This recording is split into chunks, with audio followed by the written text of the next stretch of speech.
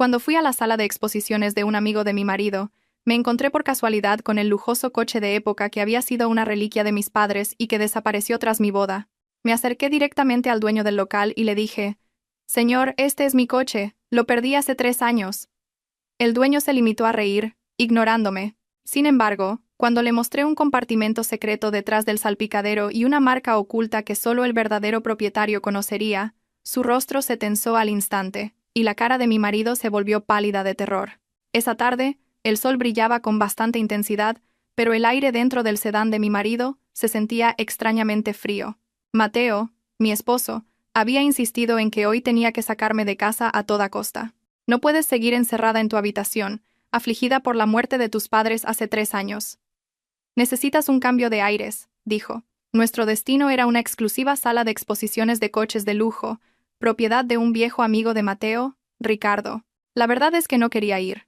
Cada vez que veía un vehículo de alta gama, mi corazón se encogía. Siempre me recordaba el trágico accidente que me arrebató a mis queridos padres, el señor Reyes y la señora Alonso. Pero Mateo, con su tono suave y afectuoso, no dejó de persuadirme, y no pude negarme a su propuesta.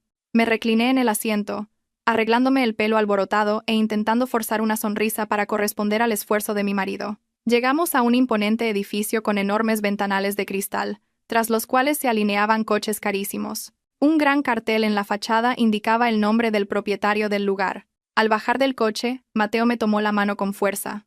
Me guió al interior de la sala de exposiciones, cuyo suelo estaba tan impecablemente limpio que reflejaba nuestras figuras. En el interior, se mezclaba el aroma de un costoso ambientador con el olor a cuero de los asientos de coche nuevo. Un hombre corpulento, vestido con un traje impecable, nos dio la bienvenida. Era Ricardo, el dueño del local y el mejor amigo de Mateo desde la universidad. Era apuesto, pero había algo en su mirada que me incomodaba. Sus ojos eran penetrantes, y su sonrisa tenía un matiz condescendiente, como si escondiera algo detrás de una amabilidad forzada. Mateo y Ricardo charlaron amigablemente, poniéndose al día sobre negocios y viejos tiempos. Yo permanecía en silencio junto a Mateo, escuchando sin interés. Ricardo me lanzaba miradas ocasionales antes de volver a reírse de los chistes de Mateo. Empezaron a caminar hacia la colección de coches más reciente, expuesta en la parte delantera. Les dejé ir por delante, y decidí explorar por mi cuenta en la dirección opuesta. Caminé lentamente por los pasillos entre los relucientes deportivos. Mi mente viajó al pasado.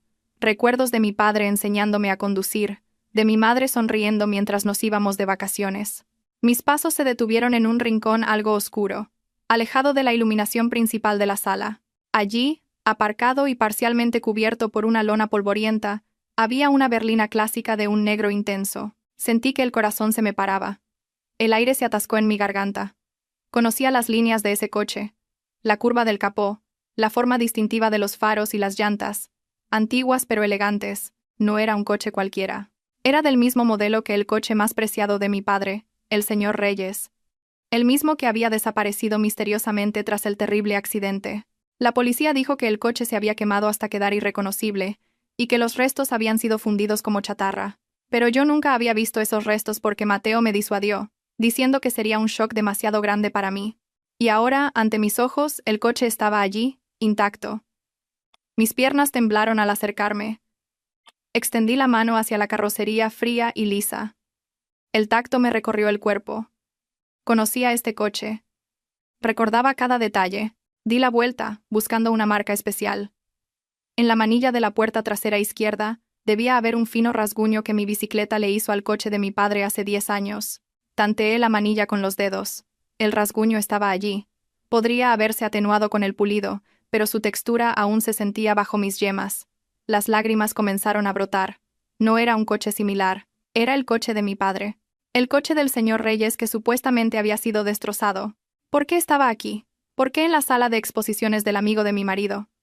Un torbellino de preguntas se agolpó en mi cabeza, oprimiéndome el pecho. La tristeza se convirtió en confusión, y luego en una ira que crecía lentamente. Sin darme cuenta, grité el nombre de mi marido. Mi voz resonó en el vasto espacio, interrumpiendo al instante la conversación de Mateo y Ricardo. Mateo corrió hacia mí, con el rostro desconcertado. Ricardo le siguió, con aspecto irritado por la interrupción de su paz. Con mano temblorosa señalé el coche. Dije en voz alta que era el coche de mi padre, desaparecido hacía 3 años. Exigí una explicación de por qué un coche que supuestamente estaba hecho pedazos se encontraba ahora aquí, en perfecto estado. Mateo me agarró por los hombros, intentando calmarme, diciendo que estaba viendo cosas. Dijo que mi anhelo por mis padres me estaba haciendo alucinar, pero aparté su mano bruscamente. Estaba segura de lo que veía y sentía. Ricardo soltó una risa ahogada, una risa llena de desprecio.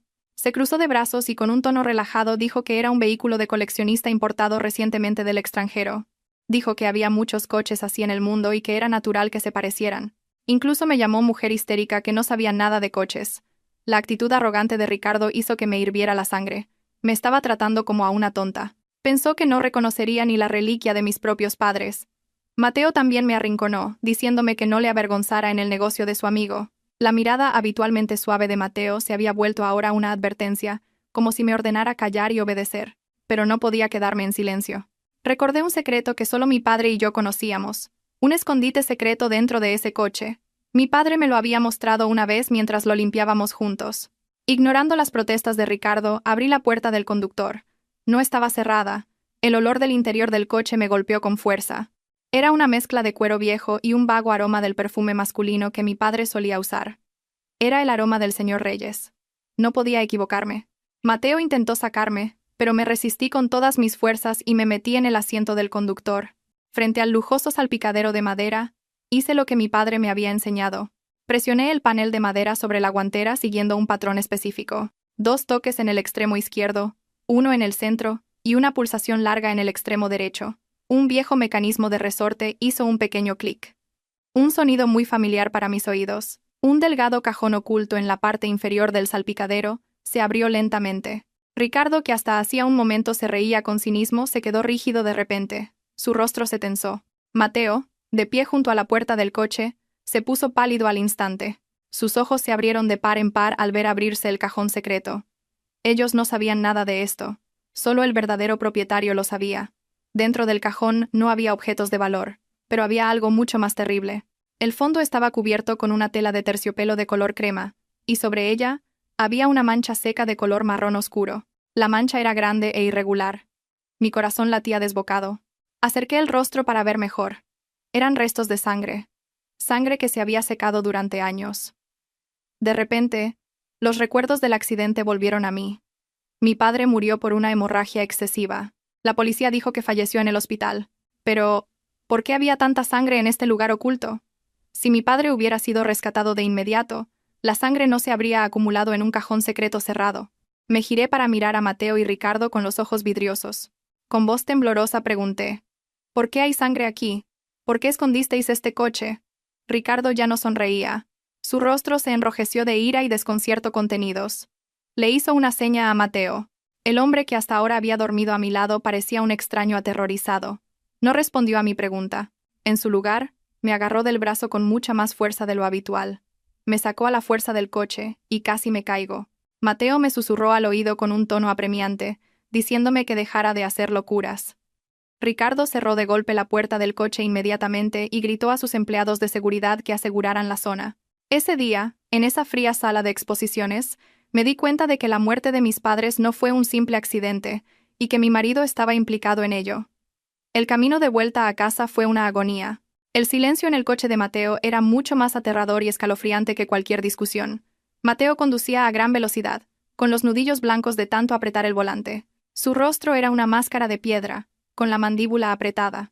Yo estaba sentada a su lado, abrazando mi bolso con fuerza y conteniendo a duras penas las ganas de llorar. La imagen de la mancha de sangre en el cajón secreto no abandonaba mi mente. No era una simple suciedad. Mi instinto de hija me decía que era la sangre de mi padre. Las preguntas se agolpaban una tras otra, pero tenía miedo de pronunciarlas en ese momento.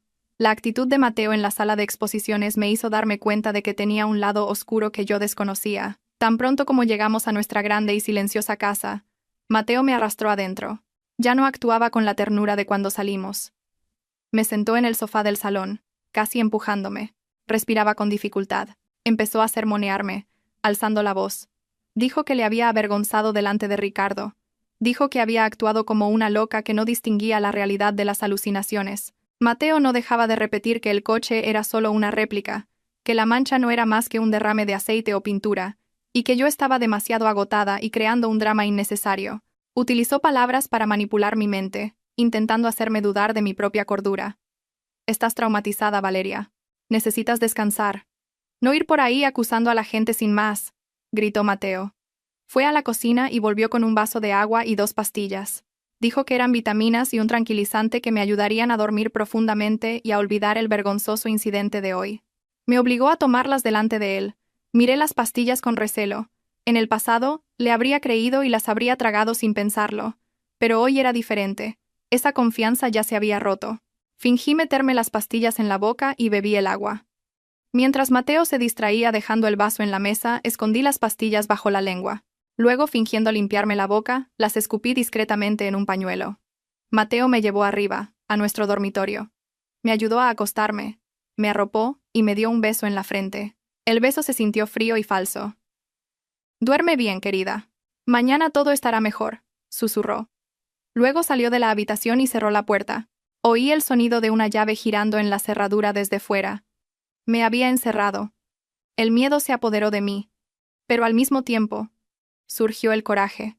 No podía mostrarme débil. Soy la hija del señor Reyes y la señora Alonso. Tenía que descubrir la verdad detrás de todo esto. Esperé unos minutos a que todo estuviera en completo silencio. Me levanté de la cama y me deslicé hasta el armario. En el rincón más profundo del armario guardaba un viejo joyero, una reliquia de mi madre, la señora Alonso. Mis manos temblaban al abrirlo. Dentro había un antiguo broche de plata en forma de lirio. Era uno de los objetos favoritos de mi madre. Pero no era el broche lo que buscaba. Mi madre me había dicho una vez que este broche tenía una doble función. Una parte trasera de los pétalos se podía deslizar. Contuve la respiración y empujé una pequeña sección en la parte posterior del broche. Efectivamente, un pequeño objeto metálico cayó sobre mi palma. Era una llave de repuesto, la llave de repuesto de la berlina clásica de mi padre. La señora Alonso guardaba esta copia porque mi padre a menudo olvidaba dónde dejaba sus llaves. Esta llave tenía una forma muy particular y el logo del fabricante de coches grabado, algo que no tendría ninguna réplica. Apreté la llave con fuerza. Si esta llave encajaba en el coche de la sala de exposiciones de Ricardo, sería una prueba irrefutable de que el coche era realmente de mi padre. Y si el coche era de mi padre, entonces Mateo y Ricardo habían mentido descaradamente al decir que fue destruido hace 3 años. El hecho de tener esta llave me hizo darme cuenta de que no estaba loca. Mis recuerdos eran precisos. De repente oí el sonido de pasos pesados subiendo las escaleras. Debía de ser Mateo. Rápidamente, volví a esconder la llave dentro del broche y me guardé el broche en el bolsillo del pijama. Salté de nuevo a la cama y me cubrí con el edredón. Fingí estar profundamente dormida. La puerta del dormitorio se abrió lentamente. Mateo entró. Probablemente venía a comprobar si las pastillas habían hecho efecto. Regulé mi respiración para que sonara regular y pesada, como la de alguien profundamente dormido. Sentí su presencia junto a mi cama. Se quedó allí un buen rato, observándome en silencio. La atmósfera era muy tensa. Luego se dio la vuelta y salió, dejando la puerta ligeramente entreabierta. Abrí los ojos un poco. Mateo no fue a su habitación, sino que se dirigió a su despacho al final del pasillo. Esperé un momento y luego me levanté de la cama sin hacer ruido. Descalza, salí sigilosamente de la habitación. La gruesa alfombra del pasillo amortiguó mis pasos. Me acerqué a la puerta firmemente cerrada del despacho de Mateo. Su voz se oía débilmente a través de la madera. Mi corazón latía con fuerza. Tenía miedo de que me descubrieran. Pegué la oreja a la puerta. Mateo estaba hablando por teléfono con alguien. Por su tono nervioso y a medio susurro, estaba segura de que hablaba con Ricardo. «Cálmate, Ricardo. Está dormida. Le he dado una dosis alta de pastillas». La voz de Mateo sonaba ansiosa. No tenía ni idea de que todavía recordaba cómo abrir ese salpicadero. Maldita sea. Fuimos demasiado descuidados. Hubo una pausa. Parecía que Mateo estaba escuchando la reprimenda de Ricardo al otro lado. Luego Mateo volvió a hablar. Esta vez su voz era más tensa. «El problema no es solo el coche, Ricardo. Si descubre lo que hay debajo del fondo de ese cajón, nuestras vidas se acabarán. El verdadero testamento del señor Reyes todavía está ahí, ¿verdad? Dijiste que no te atrevías a forzar el salpicadero por miedo a romper el mecanismo antiguo. Ahora mira las consecuencias». Me quedé helada. El verdadero testamento. Entonces el testamento que leyó el abogado hace 3 años era falso. Ese documento que decía que toda la gestión de los bienes pasaba a Mateo porque yo aún era considerada incapaz. Todo fue una farsa. Las lágrimas corrieron en silencio. Mi padre había preparado un testamento real, y Mateo lo había ocultado. Mateo habló de nuevo, esta vez en voz más baja, pero llena de terror. ¿Y esa cosa en el maletero? Tenemos que moverla esta noche. Nadie más puede verla. Si la policía encuentra drogas en el coche de mi suegro, no quiero verme involucrado. Nuestro acuerdo era solo sobre el accidente. No quiero que me acusen también de narcotráfico. Me tapé la boca con ambas manos para no gritar. Mis piernas flaquearon. El accidente fue planeado por ellos. Y ahora había drogas en el coche de mi padre. Ricardo no era un simple vendedor de coches. Era un criminal de alto nivel. Y el hombre con el que me casé, mi marido, fue cómplice en el asesinato de mis padres por su fortuna, y ahora estaba involucrado en negocios ilegales. Esa noche, en el oscuro pasillo de mi propia casa, mi mundo se derrumbó por completo. Pero entre las ruinas, mi determinación ardió. No iba a dejar que se salieran con la suya. Recuperaría lo que era mío y me vengaría por cada gota de sangre de mi padre y mi madre. Tenía que actuar rápido, antes de que destruyeran las pruebas.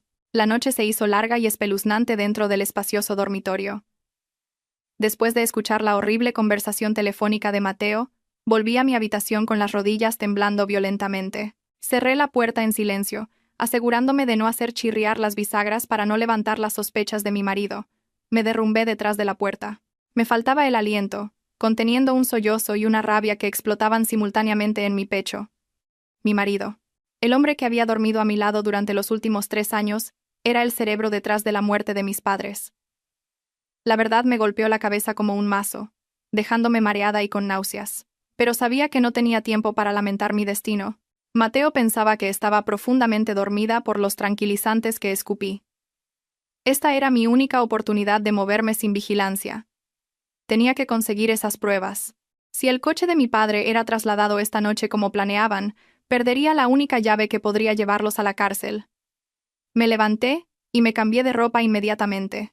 Me quité el pijama y me puse ropa oscura y cómoda para moverme, junto con un pañuelo negro improvisado para no destacar en la oscuridad de la noche. Cogí un pequeño bolso y metí mi teléfono, mi cartera y el broche que contenía la llave de repuesto del coche de mi padre. Antes de salir me miré en el espejo. Mi rostro estaba pálido, tenía ojeras marcadas bajo los ojos, pero mi mirada ya no era la de la débil Valeria. En ella ardía una llama de venganza. Salí sigilosamente de la habitación. El pasillo de la casa estaba oscuro como boca de lobo, iluminado solo por la luz de la luna que se filtraba por los grandes ventanales. No usé la escalera principal, por miedo a que los escalones de madera crujieran. Decidí usar la escalera de servicio de la parte trasera, la que solía usar el servicio doméstico. Al llegar a la planta baja me asomé al garaje. El coche de Mateo no estaba. Ya se había ido. Mi corazón latió con fuerza. Seguramente se había dirigido a la sala de exposiciones de Ricardo para encargarse de trasladar el coche. No podía usar mi propio coche porque Mateo había instalado GPS en todos los vehículos de la casa por motivos de seguridad. Si lo arrancaba, recibiría una notificación en su teléfono. Opté por salir a pie de la urbanización, tratando de no ser vista por los guardias de seguridad, y llamar a un taxi desde la carretera principal. Los guardias conocían bien a Mateo. El aire frío de la noche me calaba hasta los huesos mientras caminaba rápidamente por la acera.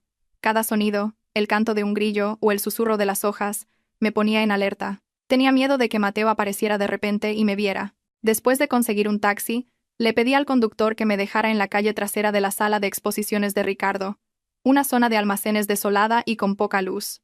El lugar era lúgubre y oscuro, en marcado contraste con la fachada glamurosa y brillante de la sala de exposiciones. Después de que el taxi se fuera, me quedé sola detrás de un poste de luz, observando el gran edificio. La puerta trasera del almacén de la sala de exposiciones estaba ligeramente abierta, y una luz brillante se filtraba desde el interior. El motor de un camión rugía a bajo volumen. Mis sospechas eran correctas. Estaban tramando algo. Me acerqué con cautela, y me escondí detrás de una pila de contenedores viejos esparcidos por el patio trasero. El olor a aceite y a metal oxidado llenaba el aire. Encontré una rejilla de ventilación baja en la pared del almacén, cubierta con una malla de alambre, pero lo suficientemente ancha como para mirar dentro. La vista en el interior hizo que me hirviera la sangre. En medio del espacioso almacén, la berlina clásica de mi padre estaba siendo preparada para ser subida a un enorme camión contenedor que había aparcado marcha atrás dentro del almacén. El coche parecía majestuoso pero triste, como un prisionero siendo trasladado a otra cárcel. Junto al camión estaban 2 figuras que conocía muy bien, Mateo y Ricardo. Parecían estar discutiendo seriamente. Mateo parecía nervioso, caminando de un lado a otro mientras se secaba el sudor de la frente. Aunque el aire de la noche era bastante frío, Ricardo estaba de pie relajadamente, fumando un cigarrillo. Ocasionalmente, señalaba el coche y daba órdenes a varios de sus hombres corpulentos. Saqué mi teléfono, apagué el flash y comencé a grabar la escena a través de la rendija de la rejilla de ventilación. Me temblaban las manos, pero intenté sujetar el teléfono con la mayor firmeza posible para que el vídeo no saliera movido. Sus voces se oían con bastante claridad, ya que la rejilla conectaba directamente con el lugar donde estaban. Ricardo se rió a carcajadas. Su risa resonó en las paredes del almacén. Le dio una palmada brusca en el hombro a Mateo. Ricardo dijo que Mateo era demasiado cobarde. Le aseguró que el coche llegaría sano y salvo al puerto y sería enviado a otra isla esa misma noche.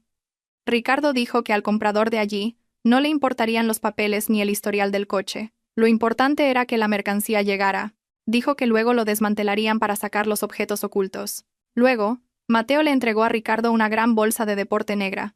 Ricardo la abrió un poco, y pude ver que dentro había fajos de billetes. Seguramente era el dinero de la venta de algún activo o ahorros que Mateo me había estado ocultando. Mateo le suplicó a Ricardo que destruyera el testamento del salpicadero tan pronto como el coche llegara a su destino.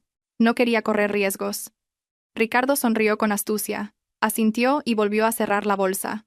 La escena quedó grabada con claridad en mi teléfono. La prueba de una transacción ilegal, la prueba del traslado de pruebas y la prueba de su conspiración. Quería gritar y enfrentarme a ellos en ese mismo momento, pero la razón me detuvo. Si me rebelaba ahora, solo sería una mujer indefensa contra una organización criminal. Podrían matarme aquí mismo y deshacerse de mi cuerpo sin dejar rastro. De repente, uno de los hombres de Ricardo giró la cabeza hacia la rejilla de ventilación donde yo estaba escondida. Parecía haber oído el roce de mis zapatos al pisar accidentalmente la grava. El hombre se acercó a la pared. Mi corazón se detuvo. Me agaché inmediatamente, conteniendo la respiración y apretándome contra el frío muro de hormigón. Los pasos del hombre se acercaban. Cerré los ojos, rezando en mi interior, pidiendo la protección de Dios. Si me veía, mi vida se acabaría.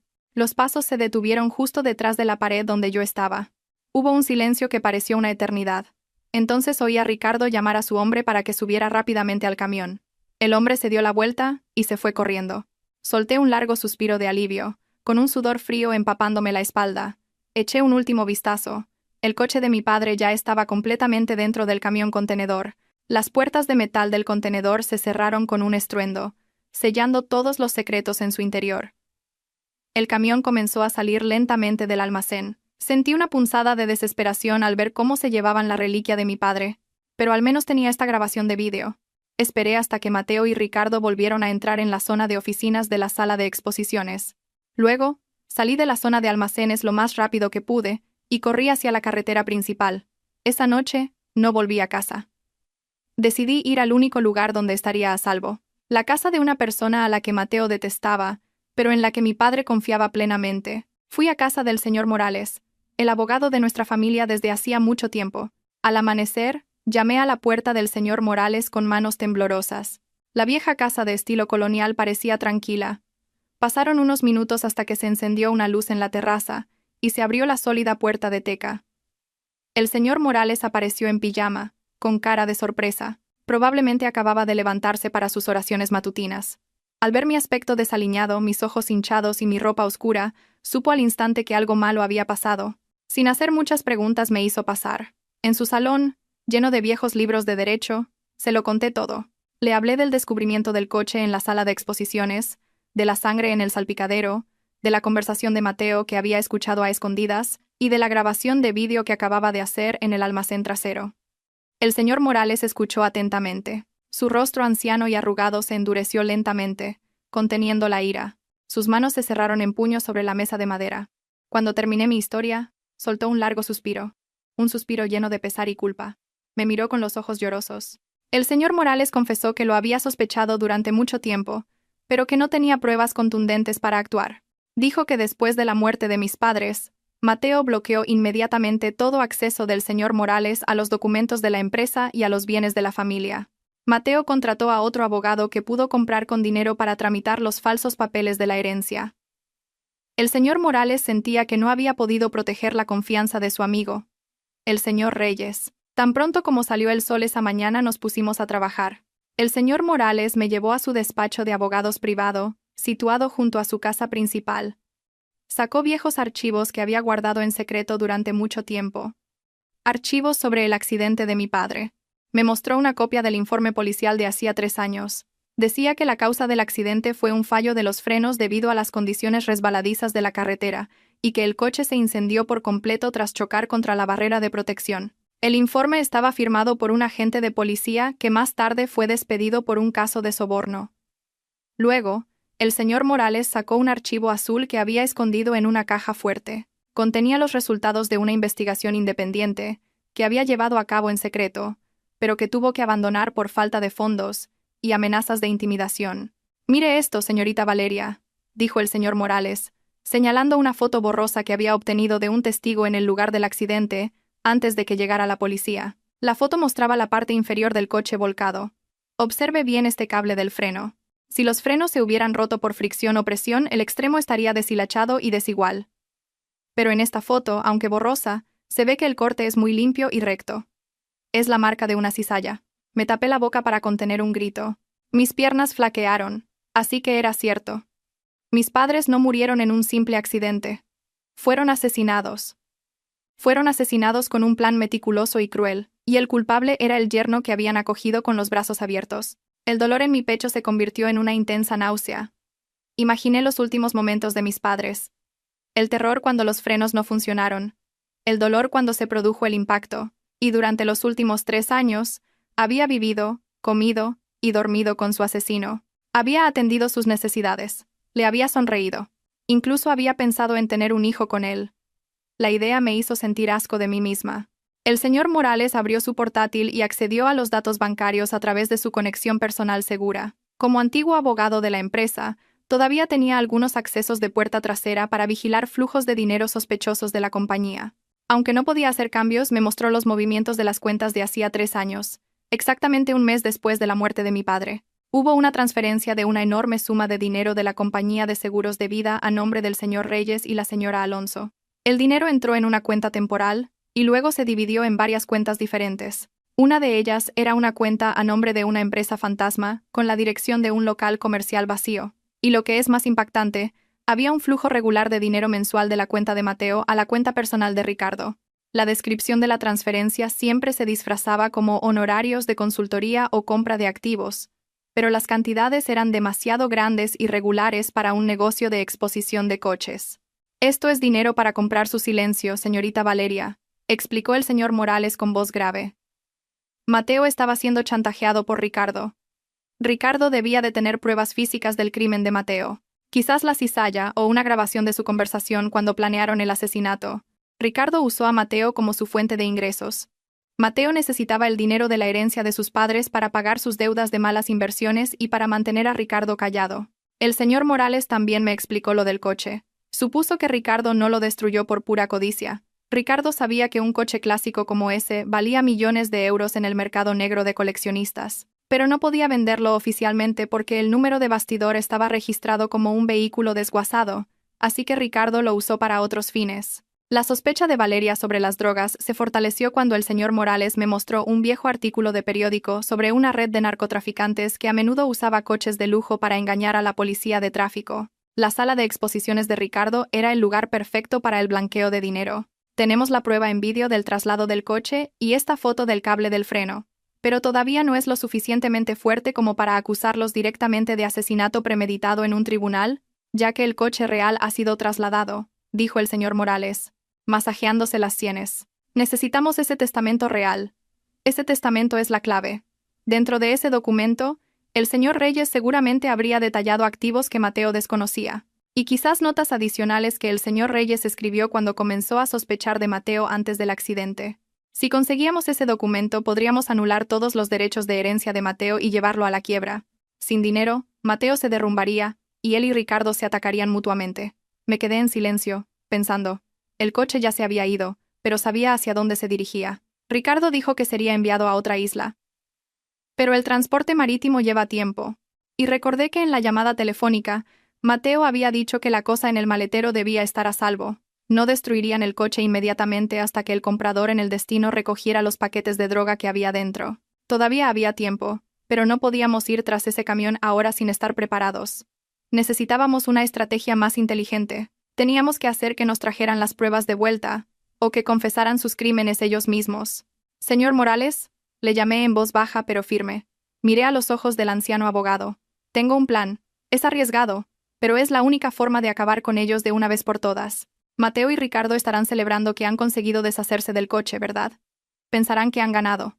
Pensarán que soy una mujer tonta y traumatizada. Voy a usar eso a mi favor. Voy a volver a casa ahora, antes de que Mateo se dé cuenta de que he desaparecido. Voy a fingir que el incidente de ayer en la sala de exposiciones fue solo un síntoma de mi histeria. Me disculparé. Seré la esposa más dulce y sumisa. El señor Morales me miró preocupado. Es demasiado peligroso, señorita. Vivirá en la misma casa que un asesino. Ya no tengo miedo, abogado, respondí con firmeza. Voy a hacer que Mateo se sienta seguro. Y la semana que viene es el cumpleaños de Mateo. Le propondré una gran fiesta de celebración. Le pediré que organicemos la fiesta en la sala de exposiciones de Ricardo, como muestra de mi arrepentimiento, y para mejorar nuestra relación. En esa fiesta, delante de todos sus socios y amigos, lo revelaremos todo. Les tenderemos una trampa de la que no podrán escapar. El señor Morales se quedó en silencio por un momento, sopesando mi plan. Luego, asintió lentamente. De acuerdo. Si ese es su deseo, la apoyaré por completo. Conozco a alguien, un detective privado experto en informática llamado David. Él podrá ayudarla a instalar micrófonos y cámaras ocultas. Jugaremos su propio juego. Y nos aseguraremos de que pierdan por completo. Esa mañana volví a casa en taxi. Entré sigilosamente por la puerta trasera que había dejado abierta a propósito. Volví a mi dormitorio, me cambié al pijama, y me acosté en la cama exactamente 5 minutos antes de oír el coche de Mateo entrar en el garaje. Cuando Mateo abrió la puerta del dormitorio para comprobar cómo estaba, fingí que acababa de despertar, frotándome los ojos y mirándole con cara de confusión e inocencia. Mateo, ¿qué hora es? Lo siento, debo de haberme quedado muy dormida, dije con un tono mimoso. Mateo me miró con recelo por un momento, y luego soltó un suspiro de alivio. Creyó que los tranquilizantes habían funcionado. No sabía que la esposa que consideraba débil acababa de preparar la soga para su cuello. La venganza no había hecho más que empezar. Esa mañana, la luz del sol se colaba por las cortinas de nuestro dormitorio, creando franjas de luz sobre el frío suelo de madera. Me levanté más temprano de lo habitual. Para ser más precisos, no había dormido en toda la noche. Sentía los ojos calientes y pesados, pero mi mente estaba afilada como una cuchilla. Miré el rostro de Mateo, que aún dormía a mi lado. Su rostro parecía tan tranquilo e inocente, como si no hubiera un gran pecado oculto tras esa piel. Me costaba creer que esas manos, que a menudo me acariciaban el pelo, fueran las mismas que sabotearon los frenos del coche de mi padre, causando su muerte. Un nudo de asco me subió por la garganta, con ganas de vomitar. Pero me tragué esa amargura. Tenía que ser fuerte. A partir de hoy, ya no soy la llorona Valeria. Soy una actriz que interpretará el mejor papel de mi vida para destruirlos. Me levanté lentamente, me lavé la cara y recé mis oraciones matutinas. De rodillas, pedí a Dios fuerza y protección para el arriesgado plan que iba a ejecutar. Después de rezar, fui a la cocina. Preparé el desayuno favorito de Mateo. Huevos rotos con jamón, tal como él siempre pedía. El olor a comida llenó la casa, creando la ilusión de un hogar normal y cálido. Cuando Mateo bajó las escaleras, con la cara medio dormida y el pelo revuelto, le recibí con una amplia sonrisa. Una sonrisa que me esforcé en que pareciera sincera, aunque por dentro estaba llorando. Mateo pareció sorprendido al verme ya activa en la cocina, con aspecto alegre. Se acercó con vacilación. Sus ojos me escrutaban, buscando cualquier rastro de la histeria o la ira de ayer. Le saludé con dulzura, e inmediatamente me disculpé. Le dije que sentía mucho lo de ayer en la sala de exposiciones. Me inventé que había olvidado tomar mi medicación habitual, recetada por el médico, durante varios días, lo que había provocado que mis emociones se volvieran inestables y que las alucinaciones reaparecieran. Dije que me sentía muy avergonzada por haber acusado a Ricardo y haberle hecho quedar mal delante de su amigo. Mateo me miró fijamente durante un largo rato, buscando la mentira en mis ojos, pero le devolví la mirada con una expresión llena de remordimiento y sumisión. Poco a poco, la tensión en los hombros de Mateo se relajó, soltó un suspiro de alivio y me abrazó con fuerza. Dijo que me perdonaba y que tuviera más cuidado con mi medicación. En sus brazos, contuve la respiración, reprimiendo el impulso de rebelarme. Había mordido el anzuelo. Pensaba que había controlado con éxito a su débil esposa. Mientras desayunábamos, inicié la segunda fase de mi plan. Con un tono entusiasta, le recordé a Mateo que la semana que viene era su 31 cumpleaños. Le propuse celebrarlo con una gran fiesta. Argumenté que esta fiesta no solo sería para celebrar su cumpleaños, sino también una oportunidad para que Mateo expandiera su red de negocios invitando a socios importantes. Además, dije que sería la mejor manera de disculparme formalmente con Ricardo y mejorar la relación que se había dañado ayer. El rostro de Mateo se iluminó al instante. Su narcisismo y su deseo de reconocimiento se estimularon de inmediato. Le encantaba ser el centro de atención. Estuvo de acuerdo con la idea e incluso sugirió celebrar la fiesta en la sala de exposiciones de Ricardo, ya que el lugar era espacioso y lujoso, y al mismo tiempo podría presumir del éxito de su conexión. Esa tarde, después de que Mateo se fuera a trabajar, salí de casa inmediatamente. No fui al hospital como le había dicho a Mateo, sino a una pequeña cafetería en las afueras de la ciudad, con pocos clientes. Allí, el señor Morales me esperaba con un joven. El nombre del joven era David. Su apariencia distaba mucho de la de un detective de película. Llevaba una camiseta, unos vaqueros rotos en las rodillas y una gorra puesta al revés. Frente a él, había un portátil abierto que mostraba complejas líneas de código. El señor Morales me presentó a David. David era un experto en tecnología de la información que había ayudado al señor Morales a destapar un importante caso de corrupción hacía varios años. David me miró con compasión y fue directamente al grano de la conversación técnica. Trazamos un plan de espionaje. David sacó varios dispositivos pequeños, del tamaño de un botón. Eran micrófonos de escucha y rastreadores de localización de alta tecnología. David explicó que necesitábamos instalar estos dispositivos en 2 lugares clave: en el cuerpo de Mateo y en el despacho privado de Ricardo, en la sala de exposiciones. El problema era cómo instalarlos sin ser descubiertos. Prometí que instalaría el dispositivo en uno de los trajes de Mateo. Pero el despacho de Ricardo era mucho más difícil, ya que él era muy celoso de la privacidad de su espacio. Entonces, a David se le ocurrió una idea brillante. Como la fiesta se celebraría en la sala de exposiciones, se necesitarían preparativos de decoración y catering. David se haría pasar por un empleado de la empresa de decoración de fiestas que yo contrataría. De esa manera, podría entrar legalmente en la sala de exposiciones y encontrar un hueco para colarse en la habitación de Ricardo. 2 días después, pusimos el plan en marcha. Fui con Mateo a la sala de exposiciones de Ricardo para supervisar el lugar de la fiesta. Esta vez, llevé una sonrisa amable y un regalo de comida para Ricardo como señal de reconciliación. Ricardo nos recibió con una amabilidad fingida. Aún podía ver el desprecio en sus ojos. Parecía que su ego estaba satisfecho al ver que la esposa loca de su amigo ahora se sometía a él. Mientras Mateo y Ricardo probaban la comida que había traído en el vestíbulo principal, David y su falso equipo de decoración comenzaron a medir el espacio. Distraje deliberadamente la atención de Ricardo haciéndole muchas preguntas sobre la disposición del escenario y la iluminación, y haciendo cumplidos vacíos sobre lo lujosa que era la sala de exposiciones. A mitad de la conversación, vi a David caminar despreocupadamente hacia el pasillo del despacho de Ricardo, llevando una escalera plegable. Mi corazón latía con fuerza. Tenía que mantener a Ricardo aquí. Creé una pequeña distracción derramando deliberadamente una bebida sobre la ropa de Mateo, lo que atrajo la atención de todos, incluidos Ricardo y el personal de seguridad. Justo en ese momento, David logró colarse en el despacho de Ricardo, cuya puerta estaba ligeramente entreabierta después de que acabara de salir un empleado de la limpieza. David tardó menos de 3 minutos. Instaló un micrófono debajo del escritorio de Ricardo y una microcámara en una estantería, apuntando directamente a la caja fuerte de acero en la esquina de la habitación. Cuando David se reincorporó a su equipo de decoración, por fin pude respirar aliviada. La primera misión fue un éxito. Esa noche, en casa, me senté sola en el baño, con un auricular en la oreja, oculto por un pañuelo.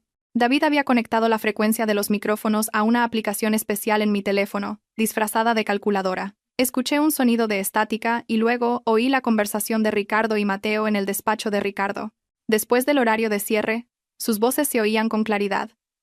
Su conversación hizo que me hirviera la sangre, pero al mismo tiempo, me dio una sensación de satisfacción, porque mis sospechas eran correctas.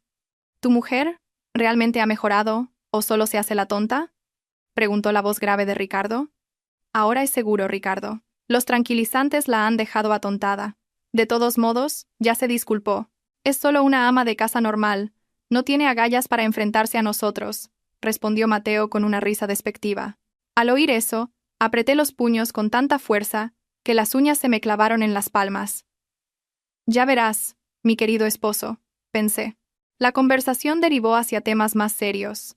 Ese coche ya está seguro en el almacén de transbordo del puerto. El barco zarpa mañana por la noche. Tan pronto como el comprador de la otra isla recoja los paquetes de droga, el coche será compactado como chatarra de inmediato. La prueba física desaparecerá para siempre, dijo Ricardo. Luego oí el sonido de una silla moviéndose. Pero recuerda, Mateo, todavía no has pagado tu parte de este mes. Que el coche haya desaparecido no significa que puedas relajarte. Ten paciencia, Ricardo. Después de esta fiesta de cumpleaños, volveré a retirar dinero de los depósitos de Valeria. Necesito su firma, y como ahora se siente culpable, será fácil hacerle firmar cualquier papel, replicó Mateo. Por cierto, la prueba que guardas, esa cizalla y el testamento real del señor Reyes que sacaste del salpicadero antes de mover el coche, ¿está a salvo? Tengo miedo de que alguien lo encuentre. Está a salvo en mi caja fuerte de aquí detrás. La combinación solo la sé yo y la cambio cada semana. Nadie puede abrirla a menos que me maten. Esa es mi garantía de jubilación, Mateo. Mientras yo tenga esas cosas, tú seguirás siendo mi cajero automático. La risa de Ricardo estalló. Le siguió la risa incómoda y forzada de Mateo. Apagué la grabación con manos temblorosas. Esta información era muy valiosa. La prueba física del asesinato, la cizalla y el testamento real estaban ahora en la caja fuerte del despacho de Ricardo. Y el coche de mi padre todavía estaba en el puerto, esperando el barco de mañana por la noche, lo que significaba que la fiesta de cumpleaños de Mateo de mañana por la noche era nuestro último plazo.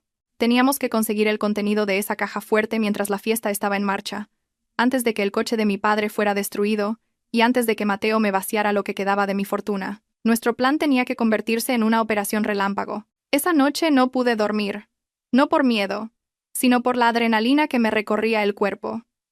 Miré el techo de mi dormitorio e imaginé los rostros de mi padre y mi madre. Mañana por la noche, se hará justicia. La noche de la fiesta llegó. La sala de exposiciones de coches de Ricardo se había transformado en un salón de fiestas muy grandioso. Se colgaron candelabros de cristal adicionales, telas de seda cubrían las paredes de hormigón, y se instaló un escenario de música acústica en un rincón de la sala. Los coches de lujo fueron apartados a los lados, dejando un amplio espacio en el centro para los invitados. Los invitados comenzaron a llegar. Eran socios de negocios de Mateo, colegas de Ricardo, en su mayoría con trajes caros pero con rostros rudos, y algunos parientes lejanos que apenas había visto. Todos sonreían, reían y se daban la mano. Pero para mí, todo esto era un escenario teatral. Todos llevaban máscaras de amabilidad, ocultando su propia hipocresía. Justo aquí, en medio de este falso esplendor, dictaría la sentencia a quienes habían arruinado mi vida. Estaba de pie junto a Mateo cerca de la entrada, recibiendo a los invitados. Llevaba un elegante vestido largo de color azul marino, con un pañuelo del mismo color cubriéndome el pecho. Mi maquillaje era impecable pero firme, para ocultar el cansancio de mis ojos. Mateo estaba muy guapo con un caro traje negro. Sonreía continuamente, presentándome con orgullo como su fiel y amada esposa. Cada vez que me rodeaba la cintura para hacerse una foto con los invitados, tenía que esforzarme para no apartar su mano. Su contacto se sentía como una brasa que me quemaba la piel. Ricardo también estaba allí, de pie cerca de la mesa del buffet, observando el desarrollo de la fiesta como un rey supervisando su reino. Ocasionalmente, me dedicaba una sonrisa cínica, sintiéndose exitoso por celebrar una fiesta en su guarida criminal sin que nadie sospechara nada. En esta fiesta no había bebidas alcohólicas. Era una petición que había puesto como condición para que viniera mi gran familia, que era religiosa. Ricardo aceptó a regañadientes y la sustituyó por zumos y cócteles sin alcohol caros. En realidad, esta era mi táctica para asegurarme de que estuvieran completamente sobrios cuando llegara su ruina. Quería que sintieran el dolor y el pánico en plena conciencia, no en estado de ebriedad. Además, al no haber alcohol, la seguridad de Ricardo estaba un poco más relajada, sintiendo que no habría alborotos de borrachos. Pero no sabían que la verdadera amenaza no venía de un invitado borracho, sino de un camarero que caminaba con una bandeja de bebidas hacia el pasillo del despacho. Ese camarero era David. Estaba perfectamente disfrazado con un uniforme de catering, el pelo peinado y gafas. Cuando la música empezó a sonar más fuerte y la atención de todos se centró en Mateo, que estaba dando el discurso de bienvenida en el escenario, David me hizo una seña. Era el momento. David dejó su bandeja en una mesa de un rincón tranquilo. Luego, con un movimiento rápido y discreto, se coló en el pasillo que llevaba al despacho de Ricardo. La misión de David era muy difícil. Tenía que abrir la puerta del despacho, cerrada con un lector de huellas dactilares, y abrir la caja fuerte de Ricardo. Ya habíamos preparado un dispositivo de clonación de huellas dactilares que habíamos obtenido de un vaso que Ricardo bebió durante nuestra visita de inspección de ayer. Recé en mi interior para que el dispositivo funcionara. Mientras David trabajaba en silencio, mi misión era ser la principal distracción. Subí al escenario después de que Mateo terminara su discurso, cogí el micrófono y sonreí dulcemente a los cientos de pares de ojos que me miraban.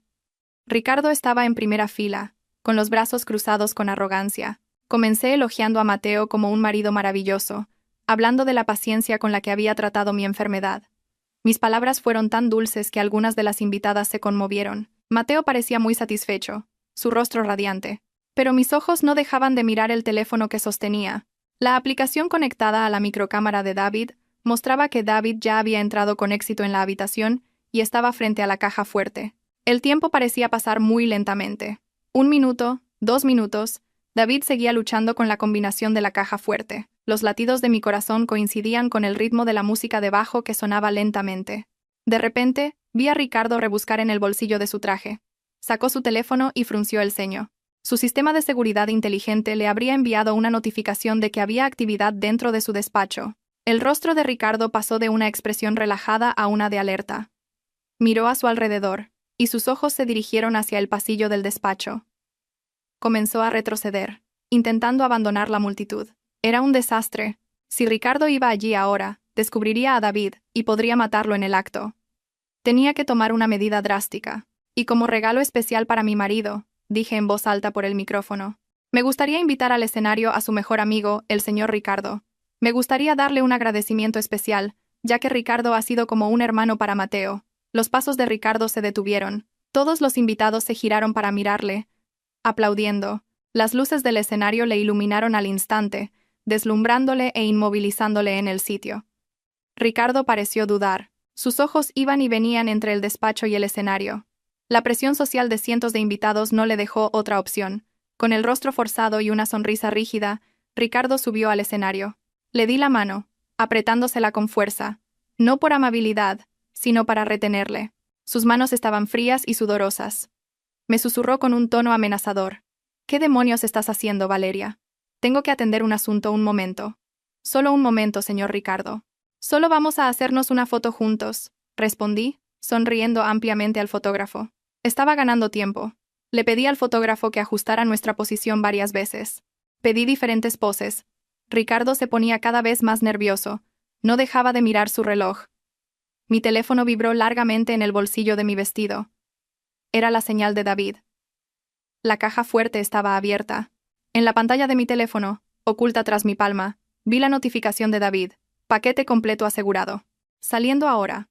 David había conseguido coger la cizalla, el testamento real y varios libros de contabilidad de tráfico de drogas de la caja fuerte de Ricardo. Ahora tenía que salir sin ser descubierto. Pero cuando David intentaba salir del despacho, la mala suerte golpeó. Uno de los hombres de Ricardo, encargado de vigilar el pasillo trasero, vio a David saliendo de la habitación de su jefe. Desde el pasillo se oyó un fuerte grito, que atravesó el sonido de la música. Tú! ¿Quién eres? Un ladrón. El grito congeló el ambiente de la fiesta. La música se detuvo de repente. El rostro de Ricardo se puso pálido y luego rojo de ira. Supo al instante lo que había pasado. Ignorando a los invitados, Ricardo me empujó, haciéndome caer al escenario. Luego saltó y corrió hacia el pasillo, sacando algo de la parte trasera de su traje, una pistola. Había traído un arma de fuego a la fiesta.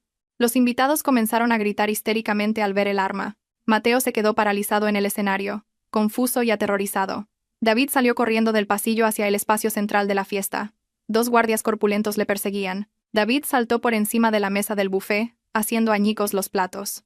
Vio que yo estaba en el escenario y lanzó la pequeña bolsa con las pruebas hacia la multitud de invitados despavoridos, exactamente hacia el señor Morales, que se había estado haciendo pasar por un invitado desde el principio. El señor Morales atrapó la bolsa rápidamente, la escondió al instante detrás de su gran traje y se mezcló con la multitud que corría hacia la salida. «Cerrad todas las puertas. Que nadie salga», gritó Ricardo como un loco. Apuntó con la pistola al techo y disparó un tiro. ¡Bang! La detonación aterrorizó a todos. Gritos histéricos llenaron la sala. La fiesta que había sido glamurosa se convirtió en un instante en una escena de terror. En un instante, Ricardo miró a su alrededor con agudeza, buscando al intruso. Sus ojos se posaron entonces en mí, que todavía estaba sentada en el suelo del escenario. Su mirada estaba llena de odio. Lo sabía. Se dio cuenta de que yo había planeado todo esto. «Mateo, tu mujer es la traidora», gritó Ricardo, apuntándome con la pistola. Mateo, temblando violentamente, intentó interceder, pero Ricardo ya estaba fuera de sí. Se sentía traicionado y acorralado. En ese momento crítico, el sonido de las sirenas de la policía resonó ruidosamente fuera del edificio. El inspector Ramos y su unidad, a quienes el señor Morales había contactado justo después de que David asegurara las pruebas, habían rodeado el lugar. Pero Ricardo no se rindió. Corrió hacia mí, me agarró del pañuelo y me arrastró bruscamente para usarme como escudo humano. El frío cañón de la pistola se apoyó en mi sien. Esa noche la mascarada había terminado, y el verdadero rostro del monstruo se reveló ahora a la vista de todos. El ambiente de la fiesta, que antes estaba lleno de risas y tintineos de copas, se había convertido en un infierno. Gritos de terror resonaron por toda la espaciosa sala de exposiciones, rebotando entre las paredes de cristal y las columnas de hormigón. Los invitados, una mezcla de empresarios, directivos y personalidades de la alta sociedad, buscaron refugio detrás de las mesas del buffet, debajo del escenario, o corrieron desesperadamente hacia las salidas, que ahora estaban fuertemente vigiladas por la policía. Las sirenas de los coches patrulla fuera del edificio se mezclaron, creando un ruido ensordecedor. Las luces rojas y azules de los focos exteriores atravesaban las paredes de cristal, barriendo la sala de fiestas con destellos de luz dramáticos y espeluznantes. En medio de ese caos, sentí el frío cañón de una pistola presionado contra mi sien. Ricardo, el hombre que hasta ahora se había escondido detrás de la máscara de un empresario de éxito, ahora revelaba su verdadero rostro de monstruo acorralado. Su aliento era áspero, rudo y olía a tabaco, golpeándome la cara por detrás mientras agarraba con fuerza la tela de mi pañuelo para que no pudiera escapar. «¡Atrás! ¡Todos atrás o le vuelo la cabeza a esta mujer!», gritó Ricardo con una voz ronca y llena de rabia. Me arrastró lentamente hacia el centro de la sala, a una zona más abierta, alejándose de las salidas. Mi cuerpo temblaba, no solo por el miedo a la muerte, sino también por el asco de ser tocada por el asesino de mis padres. Mis pies se enredaron en mi vestido largo y casi me caigo, pero Ricardo me tiró bruscamente para mantenerme en pie. Mi cobarde marido Mateo estaba de pie, paralizado, a pocos metros de nosotros. Su rostro estaba tan pálido como el de un cadáver. Levantó ambas manos, temblando. Sus ojos iban y venían entre la pistola en la mano de Ricardo y mi rostro tenso. Mateo parecía dividido entre el deseo de huir para salvarse y el de intentar salvarme para proteger su imagen pública. Pero su valor nunca existió. Simplemente se quedó en silencio. Su boca estaba abierta, sin emitir sonido. El sudor frío empapaba su cara camisa. El jefe de policía, el inspector Ramos, que dirigía el asalto, entró por la puerta principal con una docena de agentes completamente armados, con chalecos antibalas y apuntando sus armas. «Baja el arma, Ricardo. El edificio está rodeado. No tienes escapatoria», gritó el inspector Ramos con una voz firme y autoritaria. Pero Ricardo, en lugar de eso, apretó más su agarre en mi cuello, haciéndome toser por la falta de aire. Se rió como un loco. La risa de alguien que ha perdido la razón, sabiendo que su vida está al borde del abismo. Ricardo gritó insultos a la policía, amenazando con matar a cualquiera que se acercara. Se sentía todavía en control de la situación porque tenía un rehén, pero se olvidó de una cosa. Nuestro ataque principal esta noche no era solo físico, sino mental, para destruir su reputación y sus defensas desde dentro. De repente, de los grandes altavoces instalados en todos los rincones del salón de banquetes, salió un agudo zumbido. La música de la fiesta, que se había detenido desde hacía un rato, fue sustituida por un momento de ruido estático, y luego, se oyó una conversación muy clara y nítida. Era la grabación que David había conseguido la noche anterior. La voz de Mateo llenó la sala. «El problema no es solo el coche, Ricardo. Si descubre lo que hay debajo del fondo de ese cajón, nuestras vidas se acabarán. El verdadero testamento del señor Reyes todavía está ahí, ¿verdad?». Todos en la sala se quedaron en silencio. Los invitados que se habían escondido levantaron la cabeza y escucharon atentamente. El rostro de Mateo, que estaba pálido, se volvió ahora ceniciento. Sus ojos miraban los altavoces, aterrorizado. La grabación continuó. Se reprodujo la parte en la que Ricardo hablaba con un tono cruel. «Ese coche ya está seguro en el almacén de transbordo del puerto. Tan pronto como el comprador recoja los paquetes de droga, el coche será compactado como chatarra».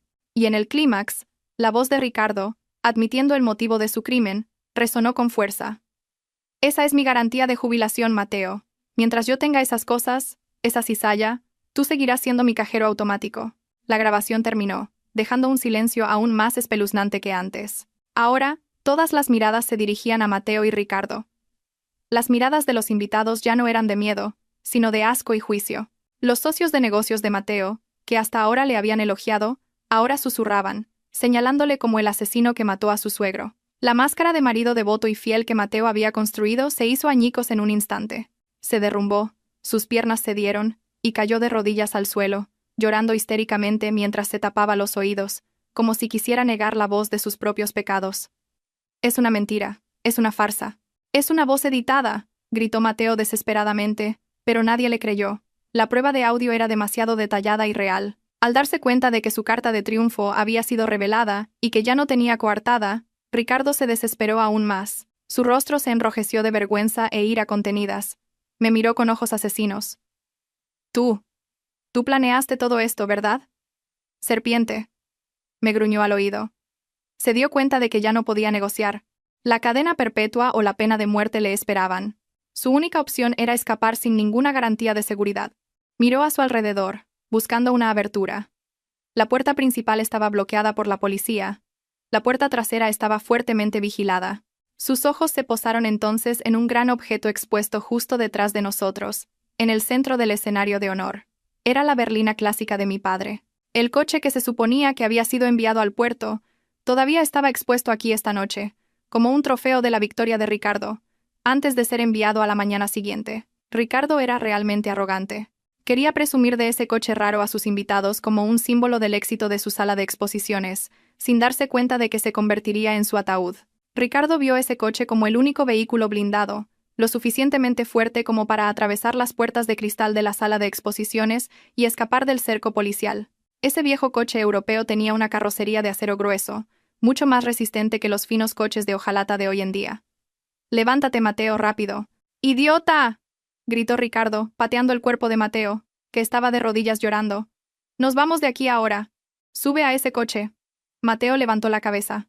Los mocos y las lágrimas empapaban su rostro miserable. Negó débilmente con la cabeza, sin querer obedecer. Pero Ricardo no aceptó un no por respuesta. Disparó un tiro de advertencia al suelo, justo al lado de los pies de Mateo. ¡Bang! Los fragmentos de la baldosa del suelo salpicaron la cara de Mateo. Mateo gritó de terror y se levantó inmediatamente, corriendo hacia el asiento del conductor. «Ahora», ordenó Ricardo, arrastrándome hacia el reluciente coche negro. «No disparen, me rendiré», suplicó Mateo. Pero Ricardo le golpeó en la nuca con la culata de la pistola, y Mateo se tambaleó hacia la puerta del coche. El inspector Ramos y sus hombres avanzaron lentamente, acortando la distancia. «Ricardo, no empeores las cosas». «Libera al rehén», gritó el inspector Ramos. Pero Ricardo volvió a apuntar con la pistola a mi cabeza. «Un paso más y le hago un agujero en la cabeza», amenazó Ricardo. La policía tuvo que detenerse. No podían arriesgarse porque la posición de Ricardo, justo detrás de mí, era demasiado cercana, usando mi cuerpo como un perfecto escudo humano. Ricardo abrió la puerta trasera del coche y me empujó bruscamente adentro, haciéndome caer sobre los fríos asientos de cuero. El olor del interior de este coche, el olor de mi padre, invadió inmediatamente mi olfato, dándome un poco de calma en medio de la tormenta. Ricardo entró inmediatamente detrás de mí y se sentó a mi lado, apuntándome con la pistola a la cintura. Mientras tanto, Mateo, con manos temblorosas, abrió la puerta delantera y se sentó en el asiento del conductor. «Cierra las puertas, rápido», ordenó Ricardo. Mateo pulsó el botón de cierre centralizado. Se oyó un fuerte clic en las 4 puertas del coche. Ahora estábamos aislados dentro de esta cápsula de acero. El sonido de las sirenas de fuera se oía más débil, debido al excelente aislamiento acústico de este coche de lujo. Las ventanillas de este coche eran oscuras y gruesas, para proteger la privacidad, pero ahora se habían convertido en una prisión para los tres. En este estrecho interior la tensión era tan densa que me oprimía el pecho. Me senté en silencio, intentando regular mi respiración. Ricardo pensaba que acababa de encontrar una vía de escape. No sabía que acababa de entrar en la última trampa que había preparado desde el momento en que vi este coche expuesto en el centro de la sala. Este coche no era un simple vehículo. Para mi padre, este coche era una fortaleza, y esta fortaleza solo obedecía a su dueño. La atmósfera dentro de la lujosa pero espeluznante berlina clásica era como una olla a presión a punto de estallar. Ricardo estaba sentado conmigo en el asiento trasero. Su aliento era áspero, como el de un toro herido. Su mano derecha todavía apretaba la pistola apuntada a mis costillas. Mientras tanto, su mano izquierda agarraba el hombro del asiento del conductor delantero, donde Mateo se sentaba con el cuerpo temblando violentamente. Mateo miraba el volante con la mirada perdida. El sudor frío le corría por las sienes, empapando el cuello de su camisa, ya desordenada. Ese rostro apuesto que una vez amé, ahora estaba destruido por el miedo y un tardío sentimiento de culpa, con un aspecto tan miserable. Fuera, decenas de policías apuntaban con sus rifles largos a nuestro coche. Los focos de la policía se reflejaban deslumbrantemente en las ventanillas del coche, haciéndonos parecer peces en una pecera, observados antes de ser ejecutados. ¿A qué esperas?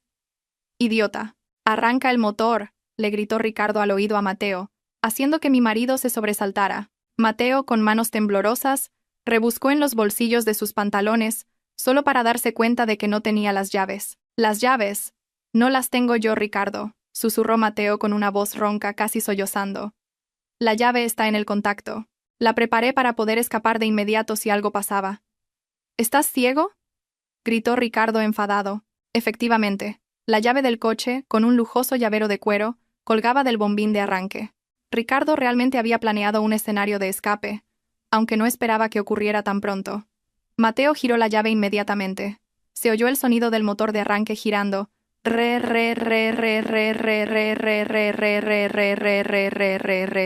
Pero el motor del coche no arrancó. Silencio. Solo se oían nuestras 3 respiraciones. Mateo intentó girar de nuevo. Seguía sin arrancar. El gran motor bocho bajo el capó delantero permanecía en silencio, como si se negara a cobrar vida. ¿Por qué no arranca?, gritó Ricardo, entrando en pánico. Golpeó el respaldo del asiento de Mateo con la pistola. No juegues conmigo, Mateo. Arráncalo. Lo he intentado, Ricardo. No arranca. Quizás la batería está agotada o se ha quedado sin gasolina, respondió Mateo, histérico. Sus lágrimas comenzaron a brotar de nuevo. Giró la llave varias veces con frustración, pero el resultado fue el mismo. El coche estaba completamente muerto. Yo permanecía sentada en silencio junto a Ricardo, con los brazos cruzados sobre el pecho. Mi corazón latía con fuerza, pero no por miedo. Sentía una inmensa satisfacción al ver el pánico de estos 2 villanos. Lentamente, giré la cabeza hacia Ricardo, mirando sus ojos salvajes y llenos de miedo. «Es inútil», dije en voz baja, pero mi voz se oyó con claridad, cortando su pánico. «Esa llave no arrancará este coche». Ricardo y Mateo se giraron para mirarme al mismo tiempo. «¿Qué quieres decir?», gruñó Ricardo. El cañón de su pistola ahora presionaba más fuerte contra mis costillas, causando un dolor agudo. Pero no me inmuté. Mi padre, el señor Reyes, era muy paranoico con la seguridad. Expliqué con un tono frío y tranquilo, como si contara un cuento para dormir. Hizo modificar especialmente el sistema de seguridad de este coche en Alemania. La llave que cuelga ahí es solo una llave física para abrir las puertas y encender la electricidad básica, como la radio. Pero para arrancar el motor, esa llave es inútil sin un segundo transpondedor. ¿Qué transpondedor? ¿Dónde está?, gritó Ricardo. Empezaba a darse cuenta de que le habían engañado. Esbocé una leve sonrisa.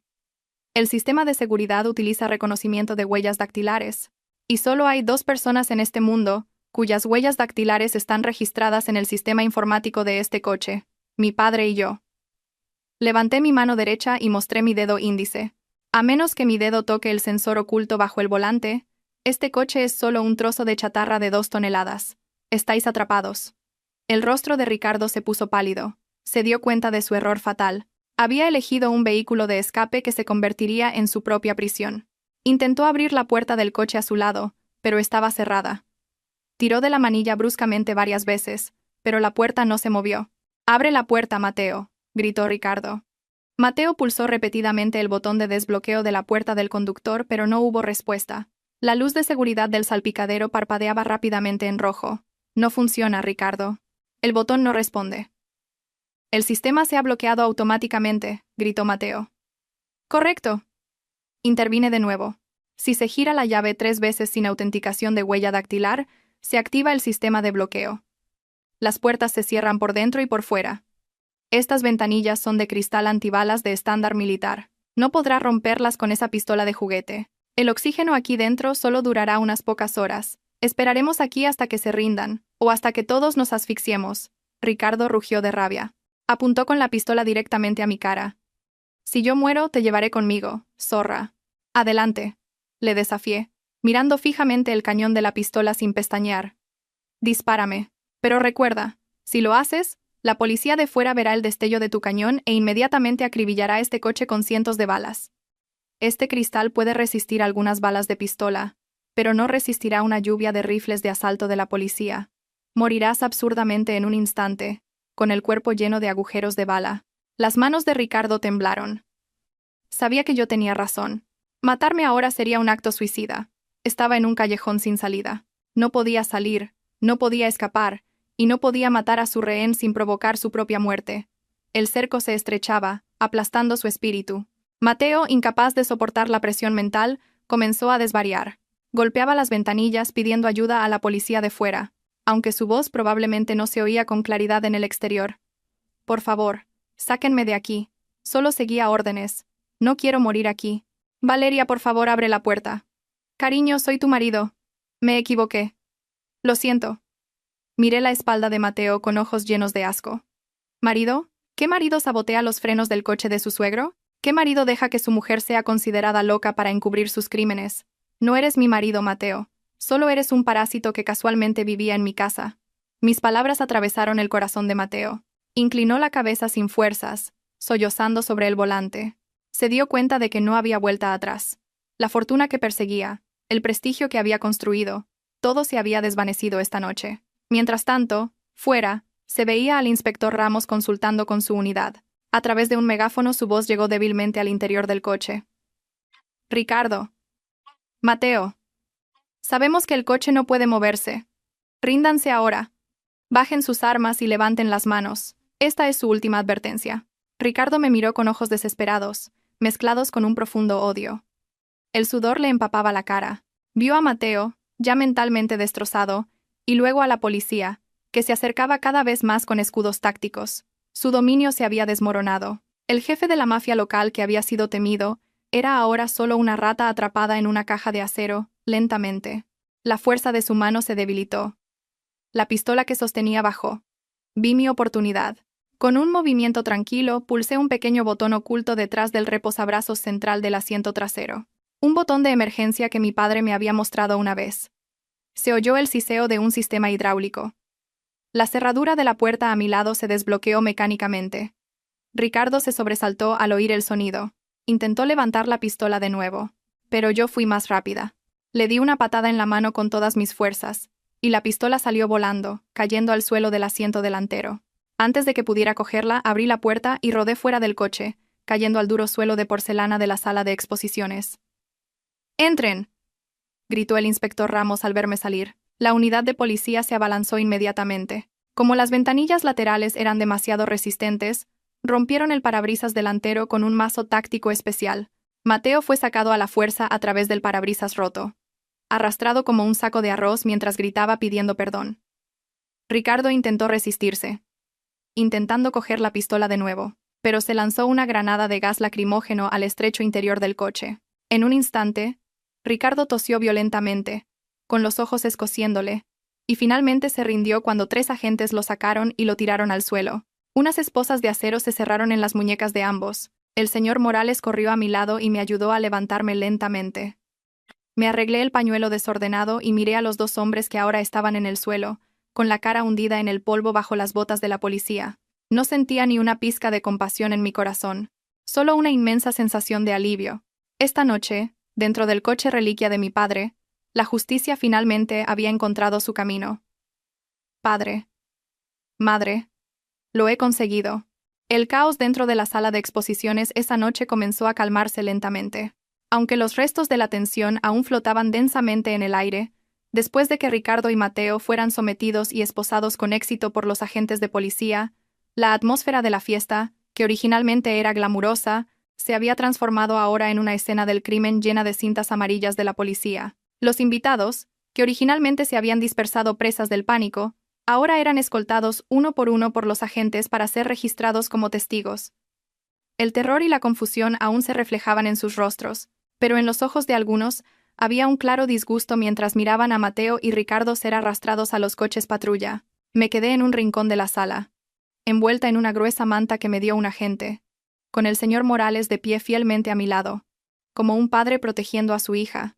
Mi cuerpo todavía temblaba un poco por los efectos de la adrenalina, pero mi mente estaba inmensamente tranquila. Se sentía como si una pesada carga que había oprimido mi pecho durante los últimos 3 años se hubiera levantado en un instante. El inspector Ramos se acercó a nosotros después de asegurarse de que los dos sospechosos estaban asegurados en coches separados. Su rostro firme parecía serio, pero había un toque de alivio en él.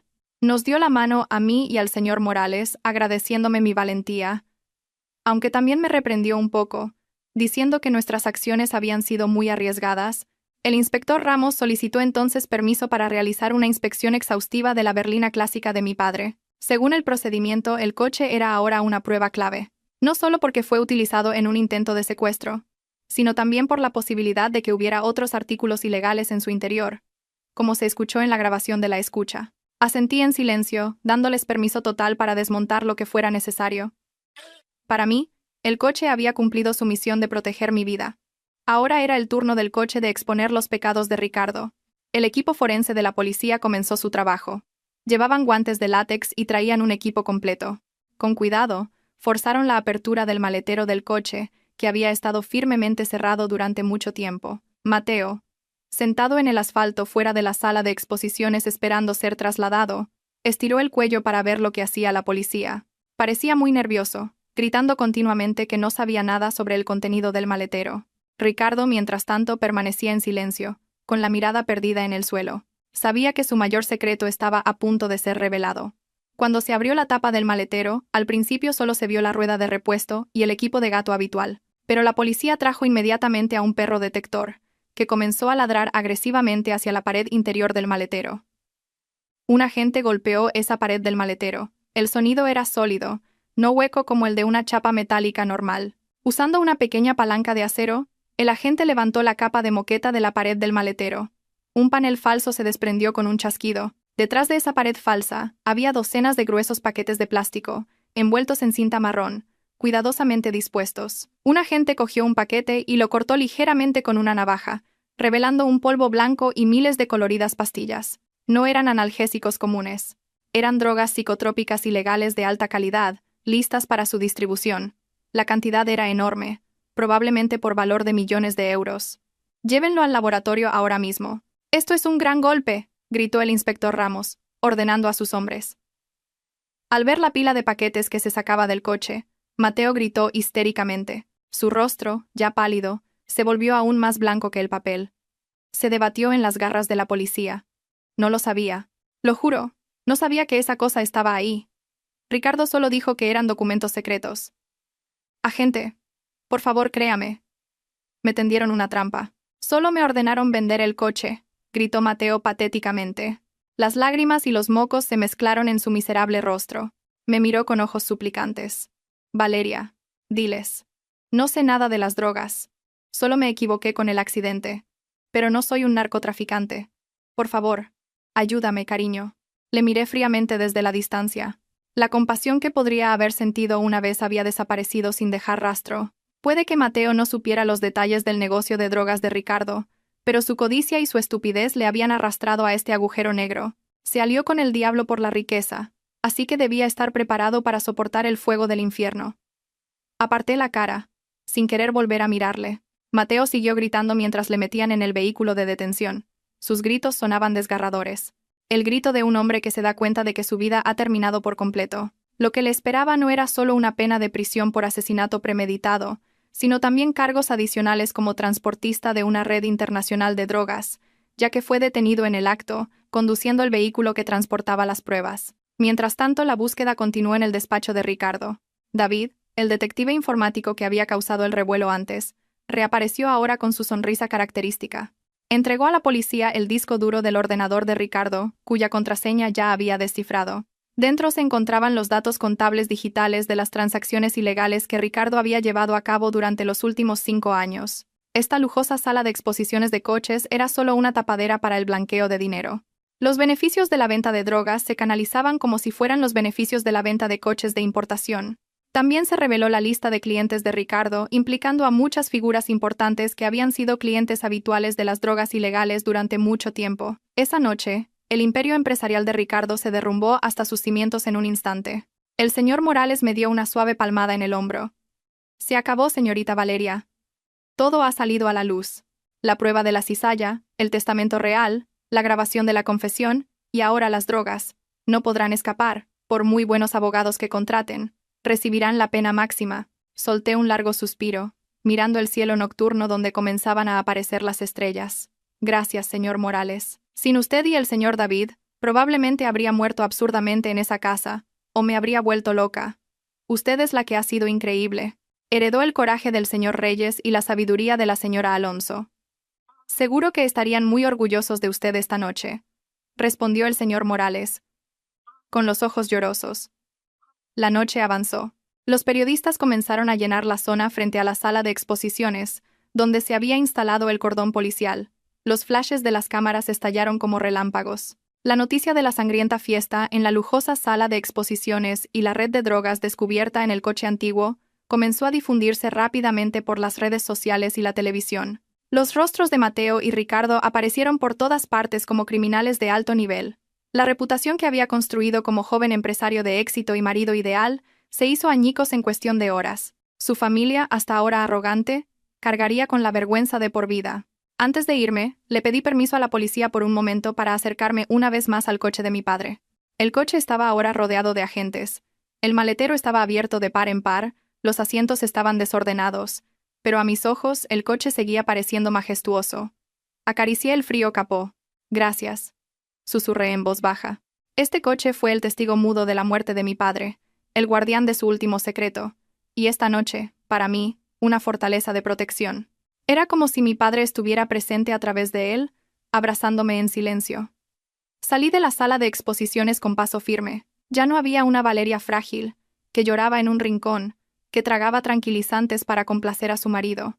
La Valeria que salió de ese edificio era una mujer nueva. Una mujer que había pasado por el fuego y no se había quemado. Subí al coche del señor Morales y dejé atrás las ruinas de mi pasado. El proceso legal apenas comenzaba. Me esperaban largos juicios, pero estaba preparada. Me aseguraría de que cada cláusula fuera leída, cada martillo de juez golpeara, y cada sentencia que recibieran fuera acorde con el dolor que causaron a mi familia. La justicia ya no era una simple esperanza, ahora estaba en mis manos.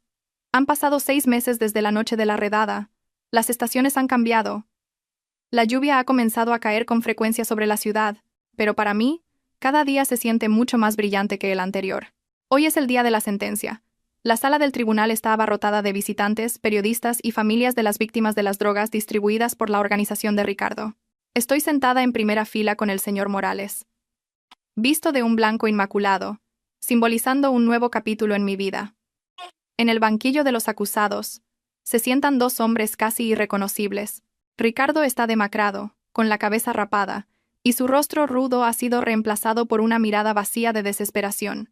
Mateo, por su parte, parece mucho mayor de lo que es. Su espalda está encorvada, sus ojos hundidos, y no se atreve a levantar la cara ni un poco. O no tiene el valor de mirarme, o quizás está demasiado avergonzado de que la mujer que una vez consideró débil, ahora le observe desde la posición del vencedor. El juez golpea su martillo, silenciando el alboroto de la sala. La voz grave y autoritaria del juez lee el veredicto de cientos de páginas. Un silencio espeluznante envuelve la sala. Se dicta sentencia. Resuena la voz del juez. El acusado número 1, Ricardo Pérez, es declarado culpable de los cargos de asesinato premeditado, tráfico de drogas de primer grado y posesión ilegal de armas de fuego. Por lo tanto, se condena al acusado a cadena perpetua revisable. La sala estalla en vítores y llantos. Ricardo se queda rígido, como si su alma hubiera sido arrancada en ese momento. No se resiste. Sabe que ninguna defensa podría salvarle ante la montaña de pruebas. El juez pasa al segundo acusado. El acusado número 2, Mateo García, es declarado culpable de los cargos de conspiración para cometer asesinato premeditado, falsificación de documentos públicos y complicidad en el delito de blanqueo de capitales. Se condena al acusado a cadena perpetua. Mateo se desploma inmediatamente de su silla. Llora, llamando a su madre. La cadena perpetua significa que se pudrirá en la cárcel hasta su muerte, sin esperanza de volver a ver el mundo exterior. Los beneficios de sus crímenes fueron confiscados por el Estado o me fueron devueltos. Entró en la cárcel como un hombre pobre, despreciado y odiado por la sociedad. El karma le había visitado de la forma más dolorosa, dejándole vivir una larga vida de sufrimiento. No vitoreé, no sonreí con cinismo. Simplemente cerré los ojos por un momento, rezando por mi padre y mi madre. Se acabó. Papá, Mamá, ahora pueden descansar en paz. Después del juicio, me encargué de todos los trámites administrativos para la recuperación de mis bienes. De acuerdo con la sentencia del tribunal y el testamento real que se encontró, todos los activos de la empresa del señor Reyes volvieron a mis manos por completo. Los bienes de Mateo, que habían sido comprados con mi herencia, también fueron confiscados y me fueron devueltos, incluido el edificio de la sala de exposiciones de Ricardo, cuyo terreno estaba envuelto en una disputa de deudas con el banco. Lo compré en una subasta estatal a un precio bajo. No tenía intención de continuar con el negocio de coches de Ricardo. El lugar guardaba demasiados malos recuerdos. Renové el edificio por completo. Los oscuros ventanales de cristal fueron sustituidos por ventanas amplias y transparentes. Las frías paredes de hormigón fueron pintadas con colores cálidos. Convertí el lugar que había sido una guarida de criminales en la Fundación Reyes Alonso. Se convirtió en un centro de formación profesional y un refugio para huérfanos y víctimas del abuso de drogas que deseaban recuperarse. Quería que el lugar que una vez fue una fuente de destrucción se convirtiera ahora en una fuente de esperanza para muchos. Esa tarde, en el patio delantero de la recién inaugurada fundación, una berlina clásica negra estaba elegantemente aparcada. Era el coche de mi padre. La policía me lo devolvió después de que terminaran los procedimientos legales. El coche fue limpiado, reparado y pulido hasta brillar como nuevo. El hedor del crimen y los restos de polvo de drogas fueron eliminados por completo por profesionales. El motor fue reparado. Y por supuesto, el sistema de seguridad fue reconfigurado solo para mí. Me acerqué al coche. Un joven elegantemente vestido se acercó a mí. Era mi nuevo asistente, recomendado por el señor Morales para ayudarme a gestionar la fundación. Llevaba las llaves del coche. El coche está listo, señora directora. El motor está muy suave, como recién salido de fábrica. ¿Quiere que lo lleve al garaje ahora?, preguntó educadamente. Miré fijamente el coche. Mi reflejo se veía en la reluciente carrocería negra. Vi a una mujer fuerte, independiente y segura de sí misma. Ya no era una víctima. No. Está bien, respondí con una sonrisa. Le quité las llaves de la mano. Lo conduciré yo misma. Hace mucho tiempo que no conduzco este coche. Seguro que ha echado de menos la carretera. Entendido, señora directora. Conduzca con cuidado, respondió el asistente, abriéndome la puerta del conductor. Me senté al volante. El asiento de cuero me abrazó la espalda cómodamente. Puse las manos en el volante, sintiendo la textura de la madera lisa. Coloqué mi dedo índice en el sensor biométrico bajo el salpicadero. Se oyó un breve bip. Luego giré la llave y se escuchó el suave pero potente rugido del motor. El salpicadero se iluminó, como si me diera la bienvenida. Ahora, a casa. Pisé lentamente el acelerador. El coche se movió, abandonando el patio del edificio que ahora estaba lleno de las risas de los niños de la fundación. Conduje por las concurridas calles de la ciudad, dejando que el viento de la tarde me rozara la cara a través de las ventanillas abiertas. Ya no veía la sombra del accidente cuando conducía. Lo que veía era el largo camino que se extendía ante mí. El camino del futuro, que recorrería a mi manera. Mateo y Ricardo eran ahora solo un pasado que se pudría tras los barrotes de hierro. Mientras tanto, yo sigo adelante. La rueda de la vida había girado. Los que estaban arriba por su arrogancia, ahora eran pisoteados abajo. Y yo, que había sido pisoteada, ahora tenía el control total de mi vida. Esto no es solo venganza. Esto es justicia perfecta. Y mientras el sol se ponía en el horizonte oeste, dejando un hermoso resplandor anaranjado, supe que mi verdadera vida acababa de empezar.